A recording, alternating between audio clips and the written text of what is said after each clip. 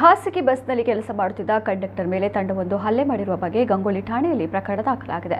ಗಣೇಶ್ ಎಂಬುವರು ಆಲೂರು ಕುಂದಾಪುರ ಮಾರ್ಗದಲ್ಲಿ ಸಂಚರಿಸುವ ಖಾಸಗಿ ಬಸ್ನಲ್ಲಿ ಕಂಡಕ್ಟರ್ ಆಗಿದ್ದು, ಆಲೂರು ಗ್ರಾಮದ ಹೊಯ್ಗೆಹರ ಬಸ್ ನಿಲ್ದಾಣದಲ್ಲಿ ಆರೋಪಿ ಪ್ರದೀಪ್ ಮತ್ತು ಇತರ 5 ಜನ ಬಸ್ ಅನ್ನು ಹತ್ತಿ ಗಣೇಶ್ ಅವರ ಶರ್ಟಿನ ಕಾಲರ್ ಪಟ್ಟಿಯನ್ನು ಹಿಡಿದುಕೊಂಡು ಕೈಯಿಂದ ಮುಷ್ಟಿ ಬಿಗಿದು ಹಲ್ಲೆ ಮಾಡಿದ್ದಾರೆ.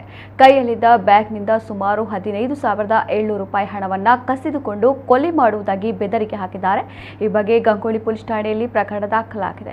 ಪ್ರತ್ಯೇಕ ಪ್ರಕರಣವೊಂದರಲ್ಲಿ ರಾತ್ರಿ ಸುಧೀರ್ ರವರು ಕೆಲಸ ಮುಗಿಸಿಕೊಂಡು ಈಡೂರು ಕುഞ്ഞാಡಿ ಗ್ರಾಮದ ಬಸ್ ಸ್ಟಾಪ್ನಲ್ಲಿ ಬಸ್ಸಿಂದ ಇಳಿದು ನಡೆದುಕೊಂಡು ರಸ್ತೆ ಬದಿಯಲ್ಲಿ ಬೈಕ್ ನಿಲ್ಲಿಸಿಕೊಂಡಿದ್ದ ವೇಳೆ ಪರಿಚಯದ ಕಾರ್ತಿಕ್, ವಿಷ್ಣು ಹಾಗೂ ರಕ್ಷಿತ್ ರವರು ಹಲ್ಲೆ ಮಾಡಿದ್ದಾರೆ ಎಂದು ದೂರು ನೀಡಿದ್ದಾರೆ. ಕೊಲ್ಲೂರು ಠಾಣೆಯಲ್ಲಿ ಈ ಬಗ್ಗೆ ಪ್ರಕರಣ ದಾಖಲಾಗಿದೆ.